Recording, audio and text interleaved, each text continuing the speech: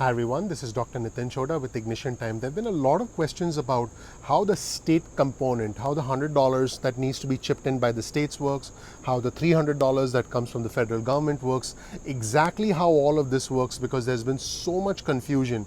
Well, the good news is today FEMA actually released a document, a 5-page PDF file, and I will provide you with a link to that PDF file in the description section below, where FEMA, and the name of the document is FEMA Supplemental Lost Wages Payments Other Needs Assistance. So FEMA has tried to clarify as many things as possible about the Lost Wages Assistance Program. Again, this is a 5-page PDF.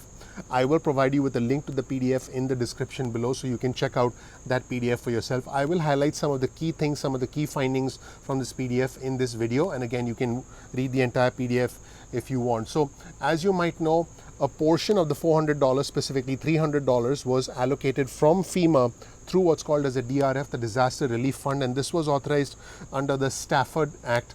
And so this money goes essentially from the federal government through FEMA to the Disaster Relief Fund, and from there it goes to states, who then get what's called as grant money, and then states then provide that to individuals on unemployment. There have been a lot of state specific variations, and I've covered that in different videos, but in this video I'm going to focus on this document. So one of the questions in this document is, and this is on page 1, will states and territories have a deadline to submit their application for this grant? So the answer is yes. Grant applications and completed administrative plans must be received from the states no later than September 10th in order to be considered for the grant. So the next question is, how long will it take until the grant funding can be given to the states? In other words, how quickly will the application from the state be approved? Again, keep in mind that the state essentially applies for a grant. The state then gets the money and then provides it to its citizens. This is the way this Lost Wages Assistance Program works, and this was in the executive order that was signed by the president. So the presidential memorandum that was signed on August 8th, and FEMA already awarded the first 4 grants on August 14th. So some states have already received these grants, and it says here FEMA must first receive an application from a state, and after the application is received, FEMA approval time depends on whether the application is complete and addresses all the requirements. So it says here that they will approve applications very quickly. A time frame has not been provided, and once an application is approved, funding will then be available within 1 business day of receipt of the fully executed grant award. So they are trying to make this move as quickly as possible. That's a good thing. The next question, how long does it take for states to actually provide that funds to the individuals? Will it vary? And the answer is yes, it will vary by state. And this document says states must adjust their unemployment insurance systems to access these funds and accommodate program requirements such as eligibility, and this may factor into delivery time, and capabilities vary. So the Department of Labor estimates an average of 3 weeks from August 8th as states adjust their systems to be compliant with FEMA's review process. So they said that one state has estimated that it will have all payments out retroactive to August 1st in less than 1 week from the grant award. Now keep in mind that this money is expected to last about 5 weeks. So if it does take a few weeks to get the money out, by the time the money starts to go out, presumably the end of August or the first week of September, and I know some of our viewer subscribers have started getting the money already, but by the time the money starts going out, this money will actually run out. So there's that. Now also, if you're a viewer and a subscriber, please type out below if you're getting the $400 a week or the $300 a week if your state's not chipping in the $100, and which state you are in, so that we can help other members of our community. So another question is, how long does the program last? And the answer is in page 2 of this PDF document. FEMA grants for lost wages supplemental payments will continue until the earlier of FEMA expends $45 billion from the DRF, or the total unobligated balance decreases to $25 billion, which means that as soon as the funds go down and there's only $25 billion remaining in DRF, then the $300 benefit from the states, from the federal government for the states will stop. And it says, or 3, legislation is enacted to provide supplemental federal unemployment compensation. And this involves Nancy Pelosi, this involves Congress, this involves a bill from the House to the Senate signed into law by the President. That should happen at some point or another. And it says here, or December 27th, which is at the end of the period of performance for the grant. So I don't think this money will last till December 27th. I think it will be gone very quickly. So there you have it. Those are the conditions. Now, which individuals are eligible for this money. This is the big one. We've had a lot of questions about this, and here's the answer from page 2 of the document. So the individuals currently eligible for at least $100 per week in unemployment compensation are eligible.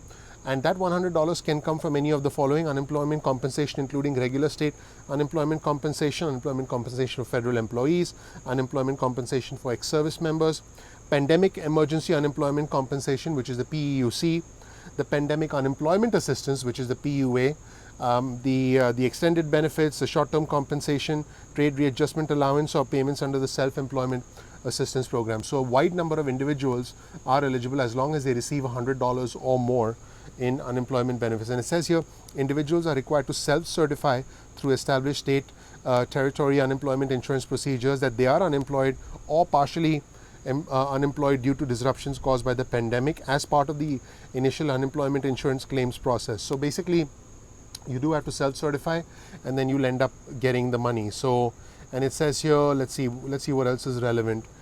Is this, this is an important one. Is this a cumulative? This is on page 3 of the document. Is this a cumulative $44 billion, or will states and territories have an individual cap? This is an important question, and the answer to that is this is cumulative, inclusive of administrative costs, and FEMA is working to ensure funding is made available to all interested states and territories on an equitable basis. These are interesting words, on an equitable basis, based on estimated unemployment rates by states or territory. So this is encouraging because this basically indicates that, hey, if there's higher unemployment, those states will get more funds. Now, there are some states who actually said, hey, we don't have much unemployment, we don't need the money. So there's that as well. So let's see, will the funding, let me see what other questions are here. Which state or territory agency should apply for the grant? And it says here, the state or territory unemployment agency responsible for administering the supplemental lost wages payments should apply for the grant. There's a question about what type of documentation needs to be submitted. This is documentation that's state specific. That was page 3. And page 4, information. Okay, here's a question. Information provided stipulates a $300 federal share and a $100 state or territory share. Does this mean that the state or territory does not have the ability to alter the amount of funding provided? In other words, is the 300 and 100 fixed?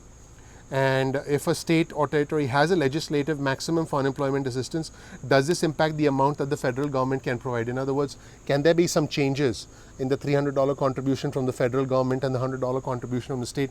And the short answer is it's fixed at $300, and the state territory may choose to provide all claimants. This is important. May choose to provide all claimants either a $300 or a $400 supplemental payment. So there you have it. These amounts cannot be adjusted. This is from page 4 of the PDF, and this says that that's a fixed amount.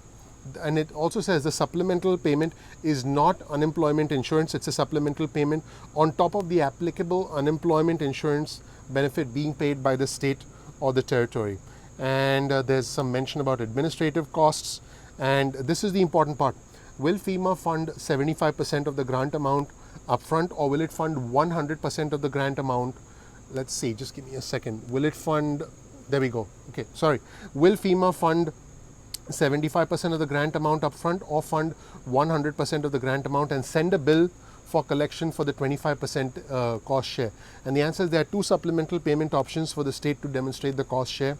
Option 1, the individual receives $400, out of which $300 is the federal contribution, which is 75%, and $100 from the state or territory funds, which is approximately 25%, including the CRF funds. Option 2, the individual receives just $300, that's the federal contribution, and to satisfy its cost share, the state or the territory will be credited for underlying regular unemployment insurance. In other words, if the state is paying its own unemployment compensation, as long as it's $100 or more, the federal government will consider that credit. And so, in other words, the booster in that case is only $300. So there you have it, everybody. So that was page 3, and let's see on page 4. Oh, this is important. Can states or territories count their existing weekly benefit payments back to March 29th towards their cost share requirement? Or is that sort of that deadline August 1st? And the answer to that is the state or the territory may count the UI payments during the same period of federal funding consistent with the parameters of the grant for the week of unemployment ending August 1st onwards. And this is page 5 of the PDF file. So what that basically means is states and territories may not apply funds expended prior to the week of unemployment ending August 1st, 2020. In other words, all of the contribution from the states is factored in after the 1st of August 2020, and that sort of is used by the federal government to say, all right, you've contributed this much, it's $100 or more, you may chip in an extra $100 if you have the funds, and even if you don't, as long as you've met that threshold, we're contributing the $300. That's basically how things are. This is the first sort of clear guidance from the government about how the $400 works. I would recommend that you access the PDF in the description section below. Check it out for yourself. Thank you so much for watching. My name is Dr. Nitin Chhoda. If you learned something new, please click the like button. Please click subscribe. The sun is shining on my face. It's I don't know if you can see me, but I am perspiring. I'm trying not to wipe my face while I'm doing the video. But if you learned something new, please click like, please click subscribe, please enable notifications. My name is Dr. Nitin Chhoda. My channel is Ignition Time. If you'd like to get alerts from us, please get your cell phone out, send a text message with the word ignition or time to 70,000, that's 70000. You can get added to our text message list, our email list. You can opt out at any time. Thank you so much for watching. We release videos at 2 p.m. East Coast time most days of the week. I do appreciate you watching. I will see you in the next video at Ignition Time. Thanks. Bye.